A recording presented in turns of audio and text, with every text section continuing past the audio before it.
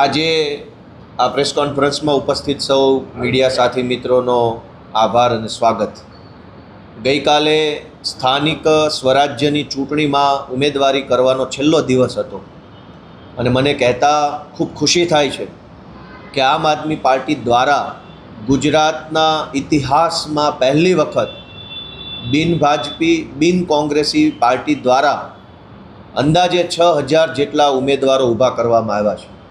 ગુજરાતના ઇતિહાસમાં અગાઉ ક્યારેય પણ કોંગ્રેસ અને ભાજપ સિવાયની કોઈ પાર્ટીએ આટલી મોટી સંખ્યામાં ઉમેદવારો ઊભા કર્યા હોય એવું બન્યું નથી. અમારા માટે આ ખૂબ જ ગર્વ લેવા જેવી બાબત છે કે અમે આટલું કામ કરી શક્યા છીએ, આટલા ઉમેદવારો ઊભા રાખી શક્યા છીએ, એ બહુ સારી બાબત છે. પણ અમે ઉમેદવારો ઊભા રાખ્યા એ બાબતથી ભાજપને બિલકુલ ગમ્યું નથી.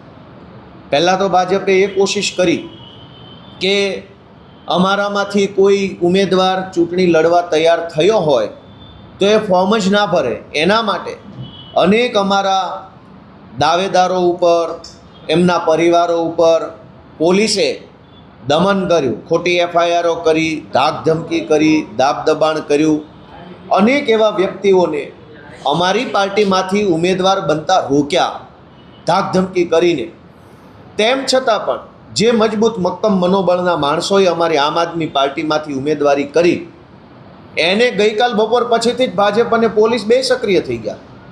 અમારા અનેક ઉમેદવારોને પોલીસે રૂબરૂમાં જઈને પોલીસ સ્ટેશનોમાં બોલાવીને ધાકધમકી કરી છે કે તમે આમ આદમી પાર્ટીમાંથી ફોર્મ પાછું ખેંચી લો, નહીંતર તમને દારૂના અને લૂંટના અને બળાત્કારના ખોટા કેસોમાં ફસાવી દઈશું. આ કેવી વાત થઈ? અને એમાંય પોલીસ આ ધંધા કરશે ગુજરાતમાં. મારી પાસે રેકોર્ડિંગ છે. મેં પાર્ટીમાં સૂચન કર્યું છે કે બધા જ મીડિયા મિત્રોના વોટ્સએપમાં રેકોર્ડિંગ આપી દેવામાં આવે કે કેવી રીતે પોલીસ, બુટલેગર અને ભાજપના માણસો ત્રણેય ભેગા મળી અમારા ઉમેદવારો ઉપર હવે દબાણ બનાવે છે કે ફોર્મ પાછું ખેંચી લો. પહેલાં તો ભાજપના માણસો એવું કે તમે બોલો કેટલા પૈસા જોશે, પૈસા આપે અને વાત પતી જાય તો ઠીક છે. પણ જે અમારા ઉમેદવારો એમ કહે છે કે પૈસા લેવાના નથી, અમે તો કટ્ટર ઈમાનદાર માણસો છીએ, અમે તો બદલાવ માટે આવ્યા છે, તો એને પોલીસથી ડરાવવામાં આવે છે. અને પોલીસે આ અભિયાન હાથ ઉપર લીધું છે કે આમ આદમી પાર્ટીના ફોર્મ જે ઉમેદવારોના ભરાઈ ગયા છે એ ઉમેદવારોને ડરાવી ધમકાવી ખોટા કેસમાં ફસાવાની ધમકી મારી અને ફોર્મ પાછું ખેંચી લે. શા માટે આવું? 30 વર્ષથી કહેવાતા વિકાસની વાતો કરનારા લોકોએ અમારી જેવી સામાન્ય નાની પાર્ટી એક ફોર્મ ભરે અને ચૂંટણીમાં ઊભી રહે, એનાથી શું તકલીફ પડે છે? બહુ તો શું થશે, અમે હારી જઈશું. પણ ભાજપને કેમ એવી તકલીફ પડે છે કે અમારા ફોર્મ પાછા ખેંચાવવા પડે? અને વાત તો ત્યાં સુધી મળી છે, સરકારી તંત્રમાં પણ અનેક સારા માણસો નોકરી કરે છે, સનિષ્ઠ ઈમાનદાર માણસો નોકરી કરે છે. એમણે અમારું ધ્યાન દોર્યું છે કે ભાજપ આવતીકાલે ખૂબ મોટી સંખ્યામાં આમ આદમી પાર્ટીના ઉમેદવારોના ફોર્મ રદ થાય એ માટે એમના લાગતા વળગતા મળતિયા ટાઈપના જે કાંઈ પણ લોકો હોય એને કામે લગાડ્યા. નાની ભૂલો કાઢવી. ગોપાલ ઇટાલિયામાં રસવાવાળું ઈ છે, દીર્ઘ ઈ નથી. કુમારની અંદર દીર્ઘ કુ છે, રસવાવાળું કુ નથી. દિનેશને બદલે દિલેશ લખ્યું છે. આવા બધા વાંધા વચકાઓ કાઢીને, નાની વસ્તુને મોટી બનાવીને, કારણ વગરના વાંધાઓ ઊભા કરીને ખૂબ મોટી સંખ્યામાં આમ આદમી પાર્ટીના ઉમેદવારોના ફોર્મ રદ કરવાનું એક ષડયંત્ર ભાજપે ગોઠવી રાખ્યું છે. અને કેટલાક સરકારી માણસોને આની સૂચના આપી હોય એવા મેસેજ અમારા સુધી પહોંચ્યા છે. કેટલાક સારા માણસોએ અમારું ધ્યાન દોર્યું છે. ભાજપની અંદર ઘણા બધા મિત્રો છે જે આવા બધા કૂડ કપટને પસંદ નથી કરતા. ભાજપના હોદ્દેદારોમાં ઘણા એવા માણસો છે જે આટલી નિમ્ન કક્ષાની રાજનીતિને પસંદ નથી કરતા.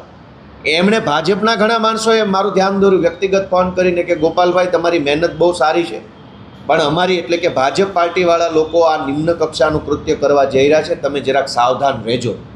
મારી અમારા તમામ ઉમેદવારોને, ગુજરાતભરના લોકોને, સૌ જાગૃત નાગરિકોને એક વિનંતી છે કે જાગતા રહેજો, નજર રાખજો.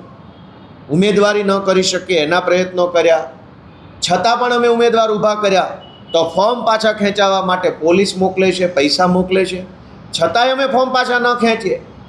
તો સરકારી માણસોને હાથો બનાવી અમારા ફોર્મ જ રદ થઈ જાય, અમારા બધા જ ઉમેદવારોના મોટાભાગના ફોર્મ રદ થઈ જાય એવા ષડયંત્ર ચાલુ કર્યા છે.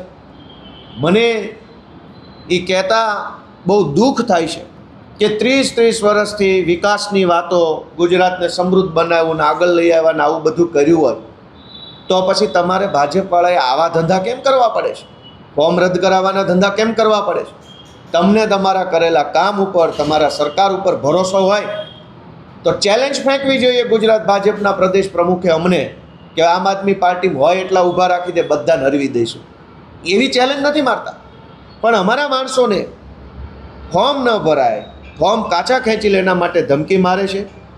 મેં અમારા એક ઉમેદવારનો ઓડિયો કે કેવી રીતે પોલીસે, ભાજપે અને કોંગ્રેસના માણસો પણ આમાં સામેલ છે,